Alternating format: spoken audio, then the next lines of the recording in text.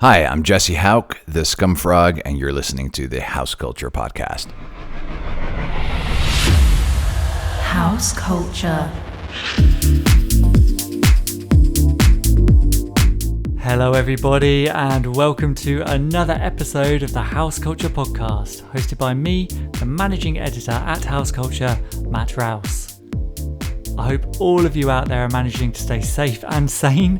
Hopefully us at House Culture can deliver some of the goodness from the club into your lockdown life at home.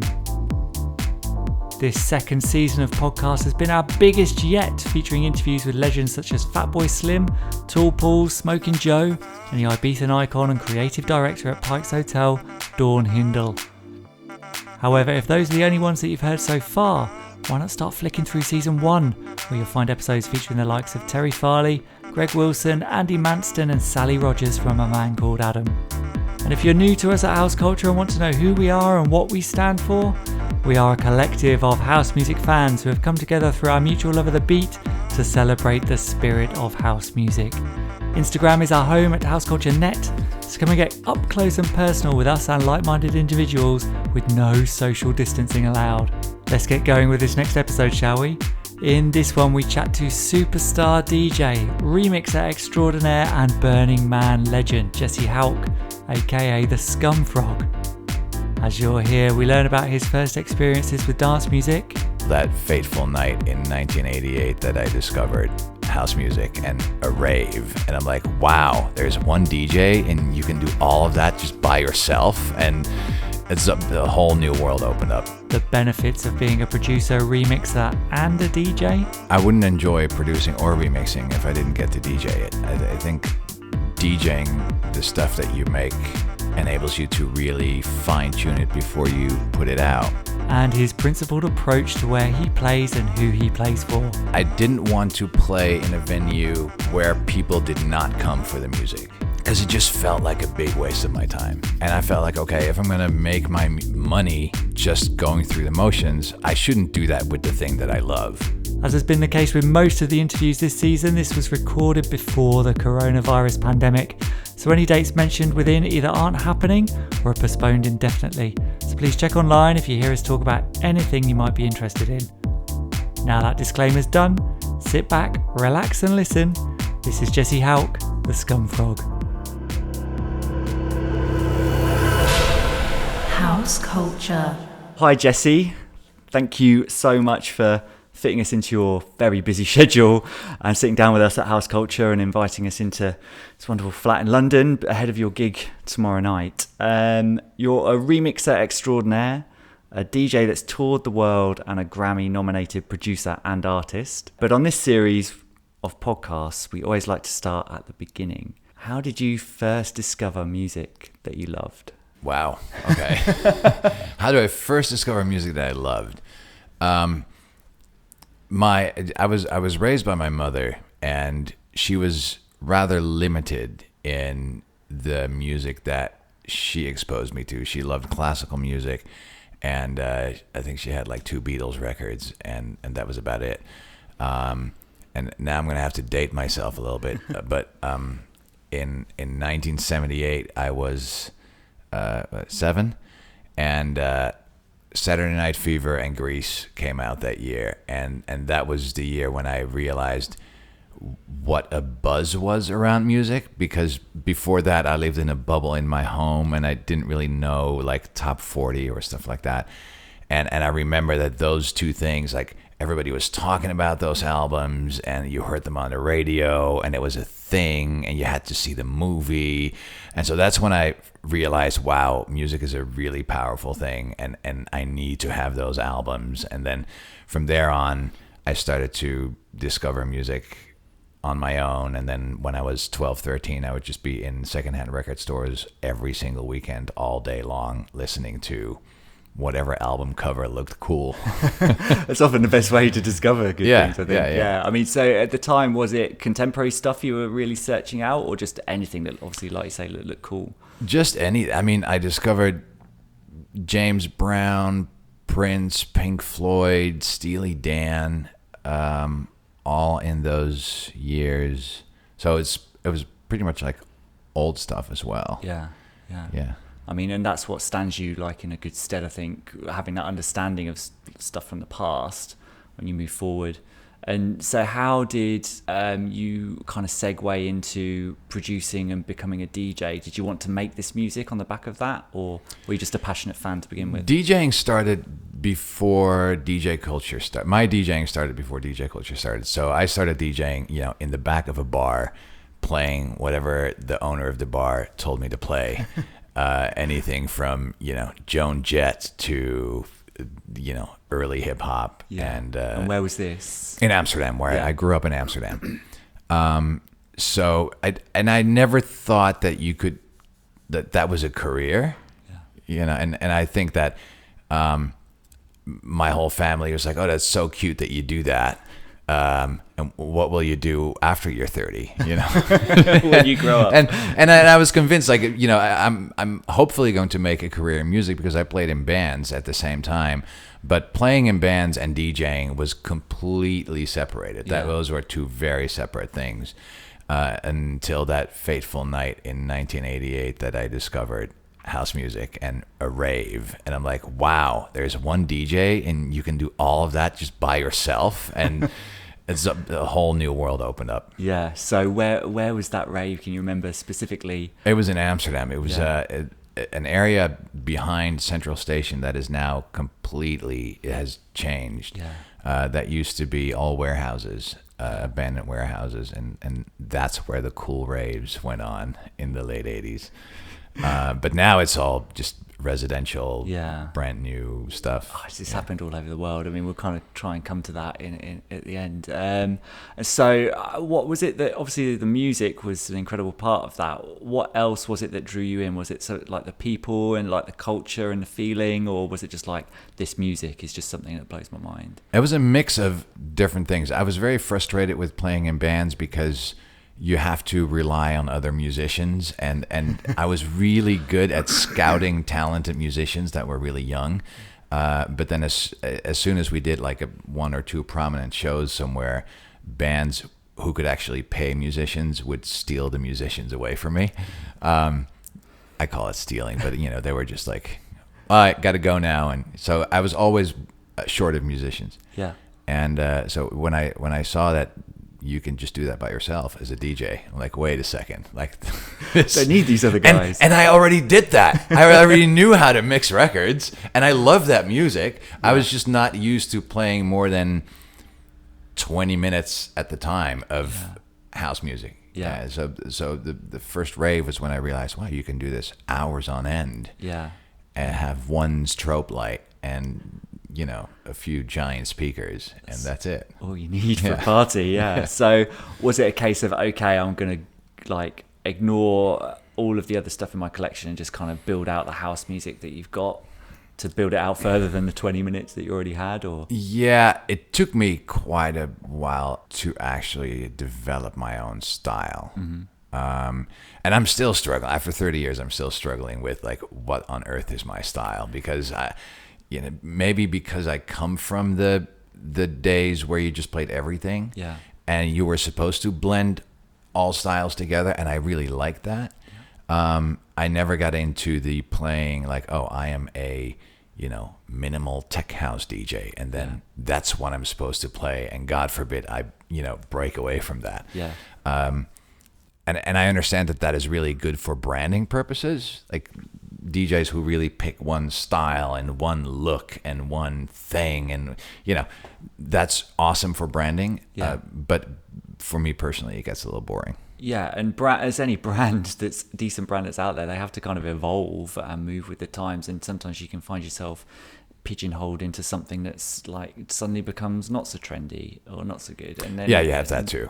So I think eclecticism is great. So how didn't you move to New York? Yes, when I was 25. I moved to New York. Were you already an established DJ in Amsterdam at that point when you moved, or sort of established in the local scene? But I was not playing internationally at all. And funny enough, I left in 96. And that was right, like there were some really big local Dutch DJs that really were instrumental in the scene in Holland. But there were no international DJs. Like Tiesto was still working in a record store, and Armin van Buuren, who was a friend of mine and who was making records at the same time that I was in Holland. None of us had broken through, and I really felt like I needed to go to New York in order to break through internationally, because I looked around and it was like, nobody in Holland is breaking through internationally, so I need to go to New York. The minute I left for New York, all those cats broke out. Like Ferry, Sander Kleinenberg, Armin van Buuren, Tiesto, they all became international superstars. And I look back at Holland, I was like, wow, maybe it was because I left that all of those guys are now doing international things. But it was kind of ironic, yeah. Wow, okay. So, and you arrived in New York and like, okay, I'm going to make it happen here. As much as those guys have become established at home. So how did you go about that over there? Was the style of music any different from what you were very different playing? Yeah. So what year? Sorry, that was 96. 96. So, and I love the U.S. sound, like Masters at Work, Louis Vega, Kenny Dope, DJ Sneak, Roger Sanchez. So I really, Eric Murillo. Yeah. I wanted to be part of that crew.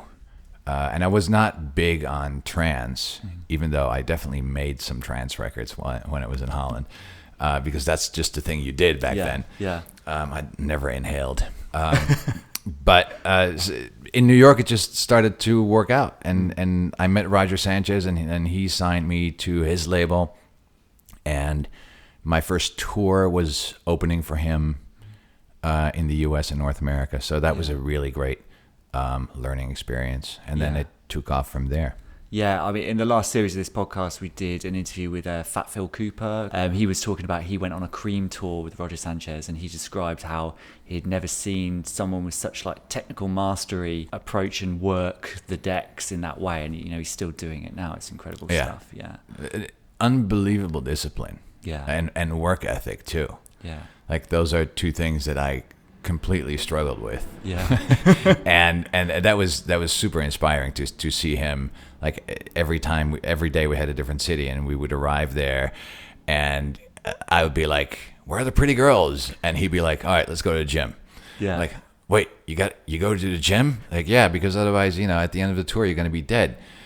Like, okay, so those things were really valuable lessons at that point. Yeah, and so how were you warming up for him? What tracks were you playing? House. At that point, it was like house and deep house.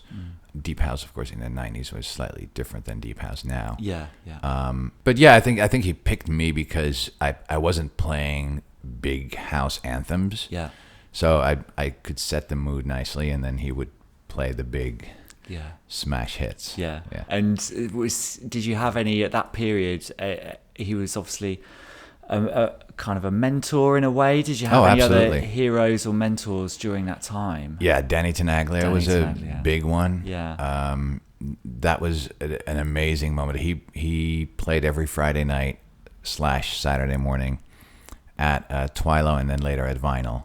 And those were legendary nights. Yeah. That was such an amazing sound he had, and the sound system was just incredible. Yeah.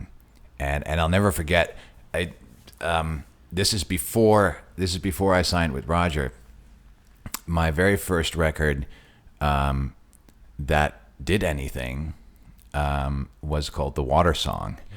And you're nodding. Yeah. I know what you're gonna say. So. Right. So how that happened? I made that in New York. Mm-hmm. I shopped it around to record labels in New York, but I had just moved to New York. I made it in my kitchen on a little digital 8-track recorder, and nobody was interested in signing it. Yeah. But fortunately, I still had a lot of contacts in Holland, so I signed it to a label back in Holland. And I received a couple of vinyls. I think you got like 5 or 10 copies. And at the same time, there was this other label in Holland who asked me if I could be their promo guy in New York and give new promos for their label to Danny Tenaglia. So every month they would send me their promos, and I would give them. I would go to Twilo and give them to Danny. So Danny knew me as the guy who brings him promos. But when my own thing came out, I'm like, oh, I'm just gonna pop that in with the promos, and Great move. So, like 2 weeks later, after I gave him that thing, he calls me up, which he never does, which he never did. So I thought it was a prank call at first. I was like, "Hi, it's Dan Tenaglia." I'm like, "Okay." He's like, "Yeah, you give me a record by the name of Scumfrog, and I see on your business card, we still had business cards back then, that you are Scumfrog." I'm like, "Yes, that's true." He's like, "Well, I've been hammering that record, and you should absolutely come to Twilo tonight because you should see how it goes over."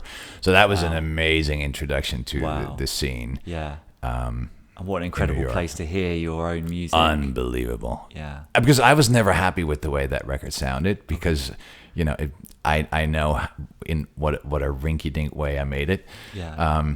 But when I heard it on that system, I was like, "Oh, this is actually pretty good." Yeah, because didn't he featured it on his Global Underground Athens album. Exactly. Yeah, so I mean that was like back then when that album was released over here, Danny Tenaglia, he wasn't really that big a name, and those Global Underground albums were huge. Yeah, huge, and for him to kind of pop up, and I remember buying it and listening to it and just being astounded by the tribalness, the deep dark bass, everything, and obviously your track was a big part of that. How did that feel? Did that take it to the next level, getting featured on that series, or was it already there in terms of doing really well, do you think? Oh no, that record was not doing anything.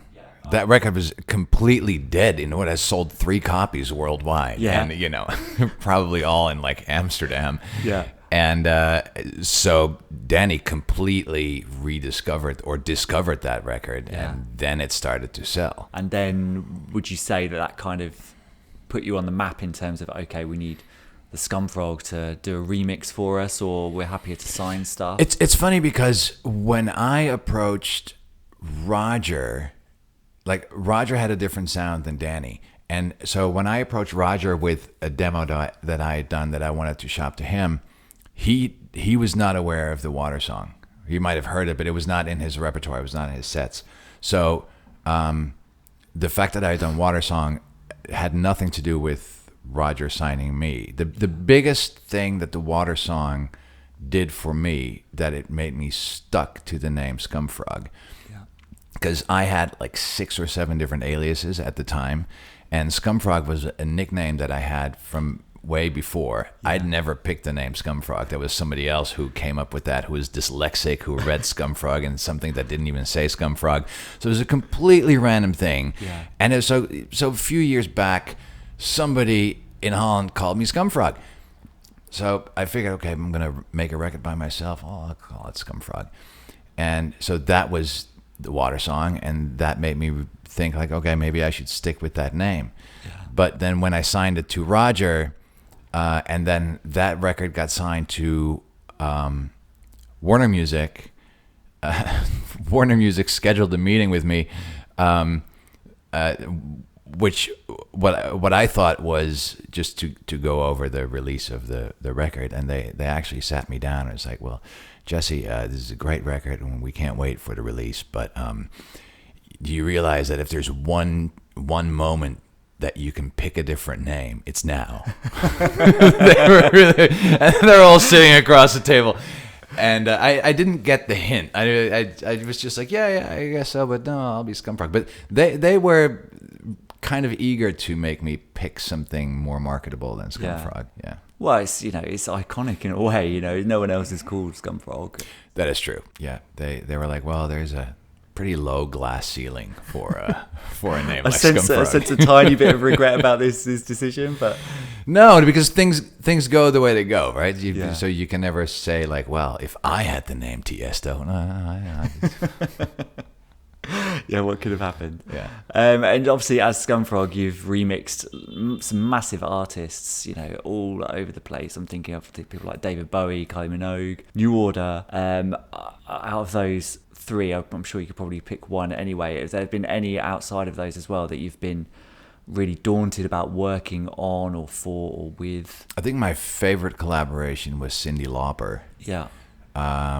Because it was so surprising how creative she was and how differently creative she was than anyone I'd worked with, and how unbelievably knowledgeable she is about not just music, but like studio engineering and stuff. And you don't expect that from somebody like Cyndi Lauper.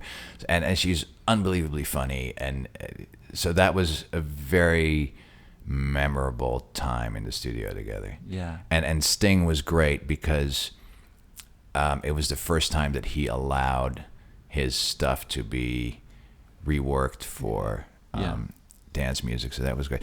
And Bowie was just surreal because I'd never done anything with anyone. And then so for your first thing to be with David Bowie, it's just like, where do you go from there? Down from there. Yeah. Amazing. It's incredible. And I suppose on the back of all of that, well, what kind of came first for you, and what do you prefer? Do you prefer to remix other people's work or produce your own, or DJ? That's all tied together, I think. Yeah. I wouldn't enjoy producing or remixing if I didn't get to DJ it. I think DJing the stuff that you make enables you to really fine tune it before you put it out. And there have definitely been several remixes from the era that I did a lot of remixes that I didn't take the time to play them out, and that later on after they were released, I was like, oh no, I wish I'd taken a little more time for that. So yeah, I don't have any. So the one thing that I don't like, and I found this out while doing it, is remixing for artists who have no idea that I'm remixing their stuff. Right. And that was very common at the time, especially in the United States. There would be an A&R department for an artist, and then there would be a separate remix A&R person who would just make sure that whatever song the record company had decided was going to be a single, the remix A&R guy would find remixers for that song. Mm-hmm. And 9 out of 10 times, if not more often, the artist would have first of all, no say in that. Yeah. And second of all, so no say in who got selected. And second of all, also no knowledge of it. And that just got a little depressing after a while. So at one point I did a Britney Spears remix. Yeah.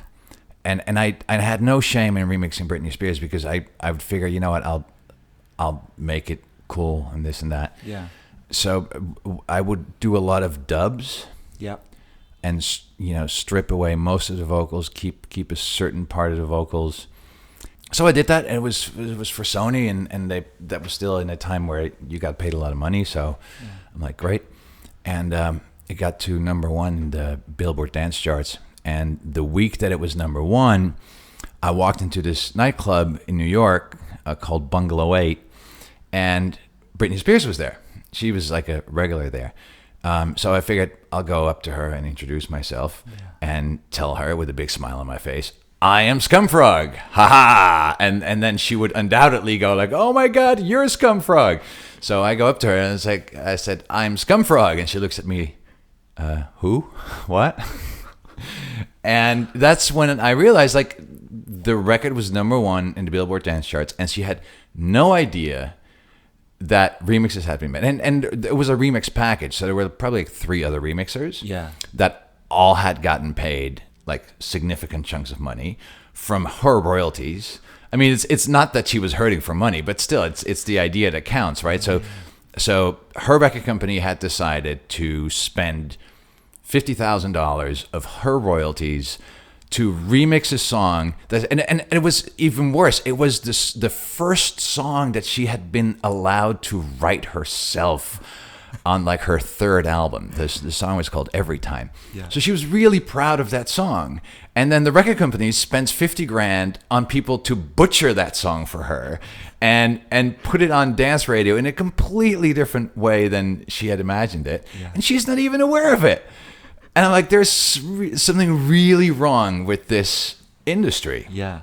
So that's when I stopped remixing major artists. I suppose, you'd want that faith in that person having, okay, I've got faith in this guy.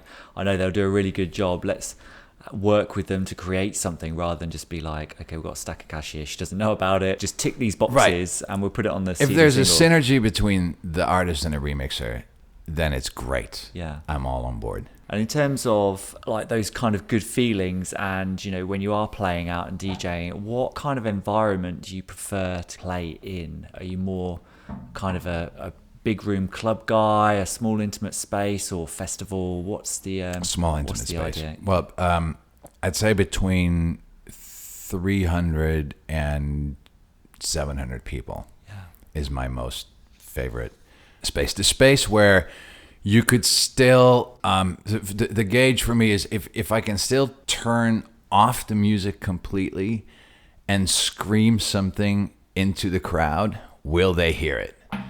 And if the answer is no, then the crowd is too large. Yeah. You know, or if I need a microphone, then the crowd is too large. But if I can turn off the music and yell something and everybody will hear it, then it's the right crowd. That's a good gauge. That's a Yeah. very good gauge. Is it something that you'd often do or tempted to do? No, I rarely do it, but it is the gauge because it determines how intimate people feel. And so when you have 500-600 people, you can still play big room tracks for 500-600 people. But you can choose whether you're going to make the room sound small or large. You can really mix that up. Whereas a huge room, you can't really play small room stuff, and I love small room stuff. So yeah, it's those like seeing the whites of the people's eyes, I think, is the best place to be. And like if you're a DJ or a dancer and you're dancing to something really small in a small and intimate place, and there's a DJ that you really appreciate, to have that really close connection, I think it's a really good space to be in. And so I suppose the complete opposite of that is I want to talk to you about Burning Man and your kind of connection with that festival. Our co-founders at House Culture are big burners, as they call themselves, and obviously you have been a big part of that as well as the Burning Man Festival. Can you just tell us about the first time you went to Burning Man and the kind of impact it had on you? Was it as a punter, you bought a ticket and went, or were you there as a player? I was. This is a funny story. I was invited by a sound camp called Opulent Temple. And this is in 2004 when Opulent Temple was relatively new at Burning Man. I think this was their second year. And it was the first camp that invited name DJs to come to Burning Man. And the founder of the camp loves my music, and every time I came to San Francisco, he came to the show and he introduced himself and he's like, "You got to come to Burning Man." And I'd never heard of it. So then I had a friend in New York, because this is way before it started to catch on in New York. I had one friend in New York who knew about Burning Man, and he's like, yeah, I think it's cool. So then this guy from the camp contacts my office, but it's right at the end of August, right? So it's at the height of the season. It's the height of Ibiza season and festival season. So not only does it cost a lot of money to go to Burning Man, but you're going to lose a lot of money from all the gigs you're not doing while you're at Burning Man. So my agent and my manager both advised me strongly against it. They're like, well, we have this and this, and we Croatia here and Ibiza there, and I decided, okay, well, I really want to check it out. I'm going to check it out. So, unfortunately, a lot got lost in translation with the booking. So, I arrived there. I arrived at Burning Man at the gate. This is before the festival sold out. You could just still go up to the gate and buy a ticket. And I go up to will call, and I say, "Hi, I'm the DJ. I'm headlining here tomorrow." And they look at me with this smile on their face. It's just like big lady laughs in response, like, "Honey, everyone's a DJ here. They'll be $350, please." Wow. So that got lost in translation, that I had to buy my own ticket. And I was with my friend, so I came $700 out of pocket for for just being there, because we briefly thought about going back, but we're in the middle of the desert, right? So you're not gonna. It's 3 a.m, and we'd flown to Reno, then driven there. So I'm like, all right, whatever. So I was pissed at this guy who had invited me to come play. He's like, oh, I'm so happy you made it. I'm like, yeah, I just paid $700 to come to your party. Damn. So that was my first time burning. But then the next day, I played, and then the day after that, I did a whole tour and completely fell in love with it. And then I got hooked, and then I went every year since. I mean, for our listeners that might not have been before, can you just talk about the kind of the community and the setup of the festival, like your kind of thoughts on that and how it all works? So everybody who goes contributes to the festival. You're supposed to contribute something. So in my case, it was DJing, but it can be artwork, or it can be building a giant vehicle, or it can be handing out sandwiches to people during the day or night, or cocktails or what have you. So you're supposed to bring something, and everybody pays their ticket, and you can do it on a budget and stay in a tent, or you can do it in luxury style and get a tour bus with a shower. And the festival is divided mostly into camps. So you get a few friends together, or you approach an existing camp, and then you have the structure of a camp where you have anywhere from like 10 to 150 people that have a kitchen schedule and cooking and cleaning and all that kind of stuff. Yeah, sounds incredible. And yeah, you've done some iconic sunset sets at District and sunrises at Robot Heart. Having had a couple of years off to kind of reflect, and with the rise of Instagram and more mainstream kind of demographics going to the festival, do you still think Burning Man has kind of the magic it used to have, or do you think it's really changed? The magic of Burning Man changes every year. Yeah. That's part of the evolution of Burning Man. Yeah. So no, it definitely does not have the magic that it used to have. Yeah. But if you're going there trying to find the magic from yesterday, that's, I think, the wrong attitude to have towards the festival. Yeah. So every year it's different, and every year has a different kind of magic. People who go for the first time will still have that same sense of awe as people who went for the first time 20 years ago. And those sets that you've played, how much kind of planning goes into those that, they're talked about so much? That depends, because it's nice to do both. It's nice to do sets where you just play completely off the cuff, sets that are not even planned. You arrive somewhere and you have your USB stick, and you're like, oh, let's hop on for a while and see what happens. Those are really special, spontaneous moments. And then there are the sets that are on such a prominent space, like Sunrise at Robot Heart is a very good example. Yeah. I know exactly how that goes because I've done it so many times. I know exactly what minute the sun comes up. Yeah. And I know approximately how many people will be there. So I can really plan around it. And those sets I want to plan in advance, because I really don't want to have the situation where at the end of the set I realize, oh shit, I should have played this record and I forgot, I want to really make sure that every amazing record that has come out since the last year, Sunrise Robot Heart, until this Sunrise Robot Heart, is featured during that set. Yeah. So, yeah. And in terms of your plans for Burning Man in 2020, are you going to go back, do you think? It is unlikely, but only because I've gone so many years that for me personally, that journey is kind of over. Yeah. Which has nothing to do with the festival itself, but more with the fact that for me, those really special moments have kind of become the norm, and then you start taking them for granted, and then it's not as phenomenal anymore as the first couple of times you do it. Yeah. So I really feel that it's time to take a step back and let other people create those magic moments until maybe next year or the year after I have this feeling of, oh my God, I want to do this, or approach it from a different angle, or do something completely different, or arrive with a kazoo, or like, I don't know. But yeah, until that happens, I'm not gonna go. Yeah, you could have 5 years worth of tracks that you've built up that just have to be played. Yeah, if nobody else has played them, yeah. Cool. Around kind of 2011, the EDM explosion was kind of in full swing, and you made like a conscious choice to get back to the underground, restricting your live appearances to venues that prioritize music and sound rather than things like VIP tables and that kind of culture. Can you tell us kind of what was behind that decision, and do you think the scene is moving in the right direction in terms of its relationship with the kind of underground and commerciality of it? What's your kind of view on that?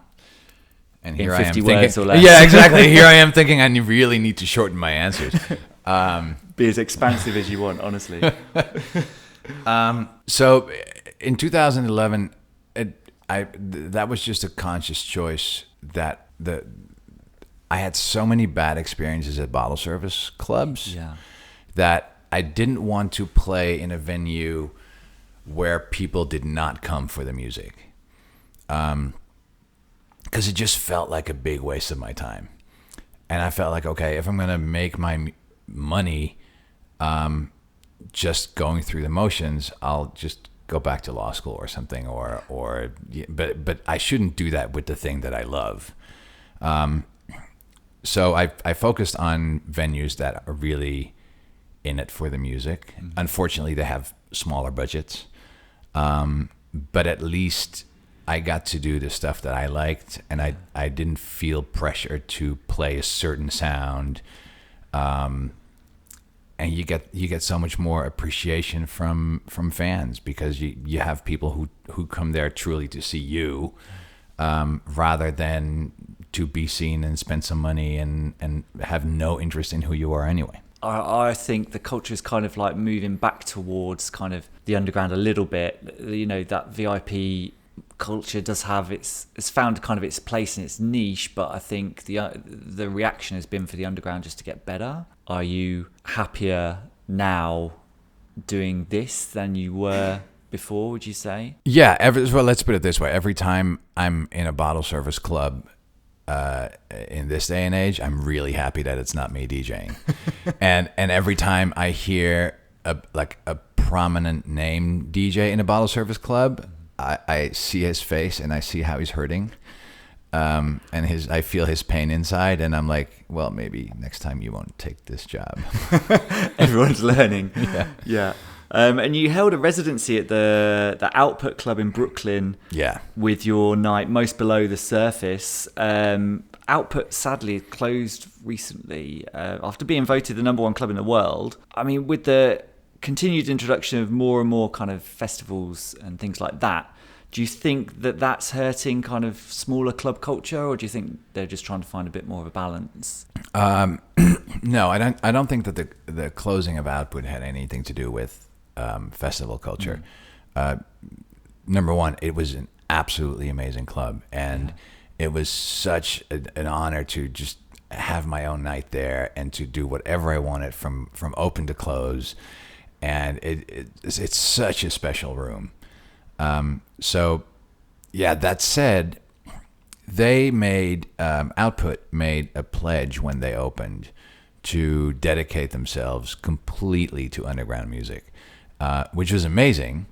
But that meant that their programming every single night was the same type of music. So they're basically competing with themselves on every night. So if I would have my Wednesday night and I would draw 200-300 people, those 200-300 people would guaranteed not show up on the Thursday night that the other great DJ did their night. Yeah. So, and then, not even talking about Friday or Saturday, but that was their problem. So most clubs would solve that issue by saying like, okay, Friday we have hip hop night, and Saturday night we do techno, and Sunday is salsa, and Tuesday is karaoke, right?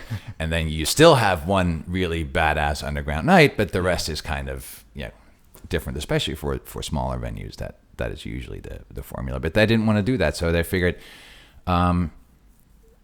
let's just call it a day. It's a shame. And now the things that you're kind of looking for as a DJ and a performer, are you trying to seek out something to replicate that? Like you said, it was such an amazing space, amazing room, and to have your own night where you could play whatever you wanted and be in charge of that. Is that something that you're looking for again? No, I am working very hard at the time that we're recording this podcast to start a new project called Electric Circle, which is a club experience built in a warehouse, starting in Brooklyn, that has the sound of an electronic dance beat, deep house, tribal, that same, tribal feeling, but made entirely with live percussionists.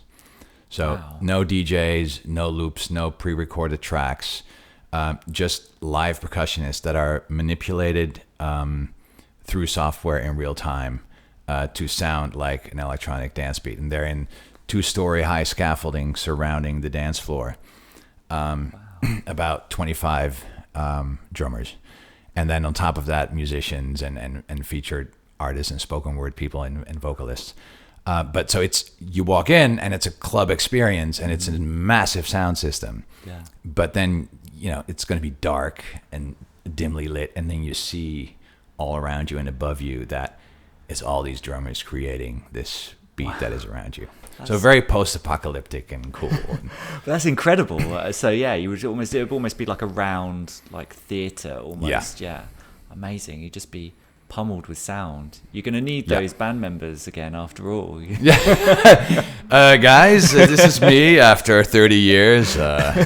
What was the kind of inspiration for that? I don't think I've ever seen anything like that before. The inspiration was, again, now I'm talking completely subjectively, my own personal point of view. After 30 years of DJing, I don't have any peers that I truly admire in a sense that they're doing something completely new or innovative, or they're doing something that I couldn't do. And that's what has, kept me going in electronic music for all those years, that there are always these people that do like unbelievable stuff with new sounds. For years in electronic music, the sound would be different every single season, and the clubs would be different, and the sound systems would be different, and the production software would be different. And from that came different sounds. Like 10 years ago, and especially 20 years ago, if you would play a record in a club that was a year old, the crowd would know that it was a record from a year ago. Even if they had never heard the record, just from the way it sounded, you could tell that was a record from last year, just from how it was produced. And that is something that I love, to chase that high of like, I want to be in the forefront of that, and how can I make the beat even fatter? And I remember when Eric Prydz came along and kind of blew everybody out of the water. I literally sat in my studio in tears, like, how did he do that? And why didn't I do that? And and I had to go back to the drawing board, because what the fuck did Eric Prydz just do? Like, that's what I love the most, and I haven't had that in a long time. And I think like dubstep and EDM were kind of like the last conquest in terms of how loud you can make something. And that was like the last level of like destroying every dynamic range and just exploring the digital domain of audio to the fullest. And then it was done. Yeah. And sadly, I didn't like dubstep, so I never followed that trend, because I just didn't like the sound. But after that, we've just been rehashing trends, and now everything kind of sounds 90s again, and that's cool too. You can make great parties like that, but if you've been in it for as long as I have, it all just sounds like something else. Nothing sounds fresh. So I just wanted to create something that was truly fresh when you walk in. Yeah. It's not just a DJ pressing play, but it's actually a live performance. Yeah. Plus the fact that most of the records that I play these days, I hate to use the word shamanic house, because that is, already like, that's the term you give it when you want to hijack the genre. But, the slightly slower, a lot of live percussion, a lot of organic instruments, a lot of Middle Eastern influences, all that kind of sound lends itself perfectly for being produced live. So that was another thing. When I started to play that, it's like, why is nobody doing this live? And you have so many DJs that have live musicians playing along with the beats, but nobody is making the beats live, which is really where all the energy comes from. I saw, I think it was last year, I saw Goldie play, obviously, drum and bass with a live band, and he had 2 drummers on stage, and they were being worked so hard. You can imagine the drum and bass that they're creating, but it was all 100% live. That's amazing. The energy from that, was incredible.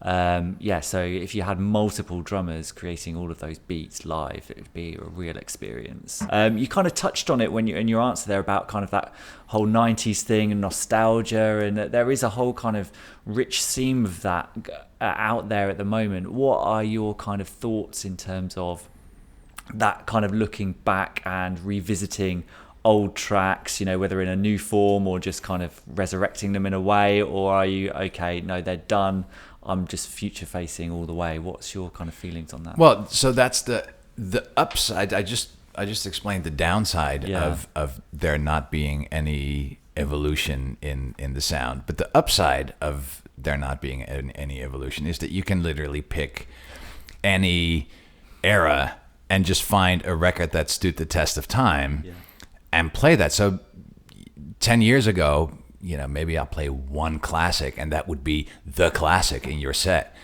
And now you can play stuff from 10, sometimes even 20 years ago, and that fits seamlessly, especially with underground stuff and deep house stuff. It fits seamlessly into a set. People go like, wow, what's this record? And you're like, well, it's from 1998. And everybody's like, what?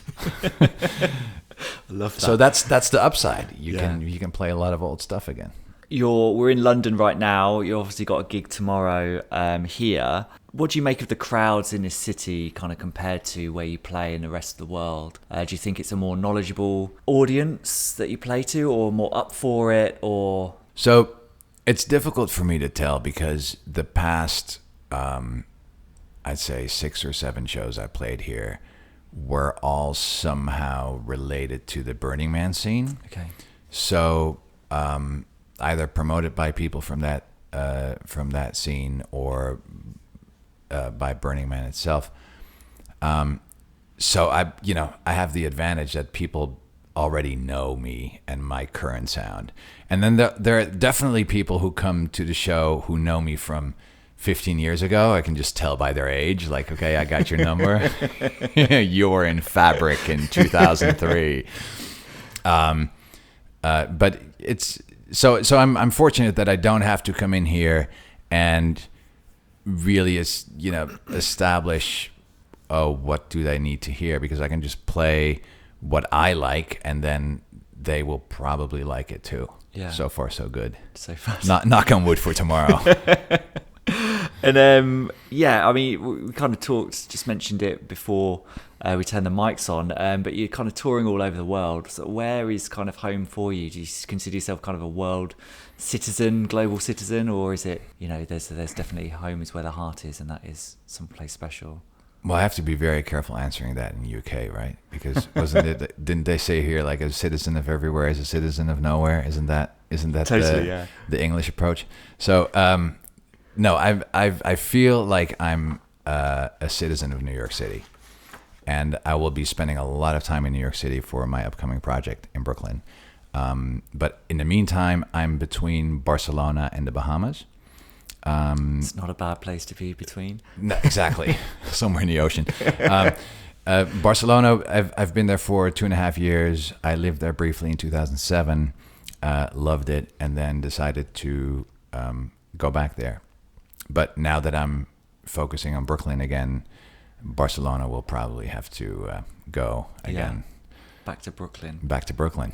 Okay, I mean, it sounds really exciting. I can't wait to kind of see how that develops. It's like, I heard nothing quite so interesting and as exciting as that. And okay, so I'm kind of conscious of the time and everything, but let's try and wrap this up. What we always try and do is the last few questions we always ask our guests to pick like 5 tracks for our Spotify playlist. Obviously, I'm going to put the Water song in there anyway. But that's right. I didn't pick any of my own no, records. this shit! Well, should they have been like no? All my own records. It's just gut feel. Honestly, the first thing that popped into your head. See, this is how bad I am with branding. Like, I didn't pick one of my own records for that list. I'm like, I completely approached that from a DJ point of view. Don't worry. If you'd have come back and it had been all your own choices of your own material, I'd have been a bit like, he's picked all his own stuff. What's this about? But no, I mean, it's great. You've got a real kind of eclectic thing going on. No, it's fine. And they're always around specific things. And like, we know that it's very difficult to say, we're not going to hold you to that one choice. Right. It's not going to be definitive, just something that you felt like as a recommendation to our listeners. And we kind of always start off with the catalyst, the one track that kind of got you into house music. You chosen the Shep Pettibone remix of Level 42, Something About You. Yeah. It wasn't Shep Pettibone, wasn't he on one of the New York radio DJs that used to cut up that stuff? But he was mainly like the first big name remixer. Yeah. Out there too. It's shortly followed by David Morales, of course. But Shep Pettibone was one of the first people who did remixes that were different than just long versions. That were really like, it had a different beat and sometimes a different tempo, and he could completely take a track apart and put it back together in a different way. And the Level 42 remix was my first introduction to what a remix could be and how cool that was, because I was a fan of Level 42. I was never a fan of the original song. And then I heard that remix and I'm like, wow, like you can do that? Like you get away with that?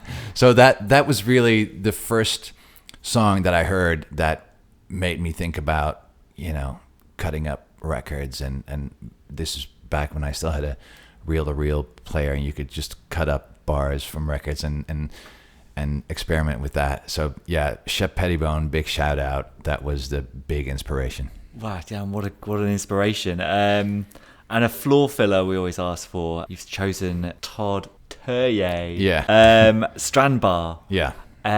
Why was that the choice? And just talk about when you got that and reaction. It's one of those records that sounds like it could be from the future or it could be from the 70s.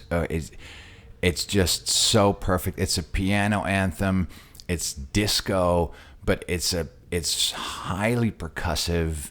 And it's like you asked me, a floor filler. Like every time you play that record, the floor is completely packed. Yeah. And the bonus is that for some weird reason, not everybody knows the record. So it's still like for some people on the dance floor, it's still like, wow, what is this? It's amazing. Yeah, it's got a great build on it. It doesn't unbelievable. It really goes. And it's okay. So for to soundtrack a Perfect Sunset, obviously you've done that multiple times. At some Burning Man, you have chosen. I'm going to struggle saying. A Traumer. Yeah, Triad. That is a record. I don't know if you know his productions. He has very unorthodox production styles, and at first listen, especially when you compare it to other records, there's always something off about it. But then when you listen to it as a work that stands by itself, it's absolutely stunning. Yeah. And it's a 15-minute track that it has this chord progression that never stops, and it's completely hypnotic. You can throw acapellas over it. You can create your own breakdowns. It keep going and going, and it's perfect for sunset because it's that time of day vibe. Yeah. And one that doesn't necessarily have to be house music or dance music. A tearjerker. However, it is definitely dance music because I figured a tearjerker. It's so easy to go off dance music, but I try to find a track that really gives me goosebumps still the Andrea Doria Beauty of Silence, the Impeto remix. Every time I play it, even though it's like 12 years old, it's just so well done. It's like that Italian craftsmanship of like perfect production, perfect engineering. Every sound is in its right place. It gives me goosebumps every single time. Yeah. It's phenomenal. That's the best. Yeah. And okay, so the last tune, it's the end of the night. The crowd are asking for one more. I'm not going to try and pretend I can pronounce what that is. That is a track from the late 70s from South Africa by Letampulu. Yeah. And it's called Malalela. And I recently did a remix of that track. I use it a lot to end my sets with in the original version. And then eventually I started thinking maybe I should, put a beat under it. And I did. So I'm now in the process of making that a legitimate project. So there's another thing that I would like by the time this airs, maybe you'll hear it everywhere. And then I was successful at it. And you've totally got your own track into your 5 tunes. Exactly. Yes, then there will be one of mine in there. Great. Yeah, we'll talk about that. Okay, and so our final question is always, the background on us is we are house culture. We absolutely live for the love of the beat, the rhythm, the crowd, the energy of house music. You've been, as you've said, a DJ and involved in the scene for over 30 years. What are your feelings on what it's given you in life, and just sum up generally like what this scene means to you? The best way to sum it up is my girlfriend's son is 23, and he goes to bars and clubs when he goes out, but he's never been exposed to underground dance music or high-end sound systems or immersive sound systems. And he came to one of my shows for the first time last year, and he came up to me afterwards and he was absolutely speechless. He says, I've never seen people go so nuts for music they don't know. And I've never seen people dance so hard. And I've never been personally so captivated by music that I didn't even know existed. And to hear somebody of a completely different generation verbalize that to me and remind me of how special that is, that to me is the biggest reason why I'm still doing this and why I love this so much, and how privileged I am that I get to do that, because it's not very common anymore. Like most places where you go out at night, play top 40 music and don't have great sound systems, and then there's this little niche in the underground where you can carve out your own little space and your own little following, and to have that following is the most amazing feeling in the world. And it's very easy, especially after 30 years, to be completely fixated on like, oh, my following is not big enough, or my tour is not full enough. But the reminder of how amazing it is that you play somewhere and people come to it, even if it's in the middle of nowhere, and they dance their asses off to music they didn't know existed, that's it. That's the reward. Amazing. That's absolutely brilliant. The best place to wrap it up, I think. Thank you. Cool. Thank you so much. All right, my pleasure. House culture. Great stuff, wasn't it? What a mellifluous voice Jesse has, perfectly befitting his chilled aura and vibe. I want to thank him again for taking the time to sit down with us and have that chat back in November last year. Since then, I've been in touch with him to find out what he's been up to, and whilst having passed the majority of his lockdown so far in the Bahamas, he's now back in New York City, surrounded by, in his words, long-time friends, inspiring protests, and fellow unemployed musicians. However, he's not been slacking off during this period and has been creating plenty of new music for us to listen to, including his new single Tiny Little Human coming out in July, featuring remixes from Pesner, Michael Mayer and himself. You can listen to the original of that on his SoundCloud page. And what you'll also find there is an epic 4-hour radio show where Jesse counts down his top 40 Scumfrog classics, all with commentary from the man himself. Honestly, you need to check this out, not only because the tune selection is incredible, but there is a video version that accompanies this. You can watch him spin and chat about these tracks as the sun goes down around him. All the links for these are on his SoundCloud page. As for the Electric Circle project he told us about, as expected, this is on hiatus until maybe 2021, but I have seen an incredible visualization video of what the finished experience will be like, and believe me, it is mind-blowing, like nothing you've ever seen before. We'll look forward to seeing that open soon. As ever, you can find all of the tracks that we discussed on our playlist on Spotify. Just search for House Culture Perfect Playlist, and there you'll find a whole smorgasbord of sounds chosen by all of our podcast guests that cover every aspect of dance music. Not wanting to leave any Scumfrog productions out, I've also chucked in that Tenaglia classic, The Water Song.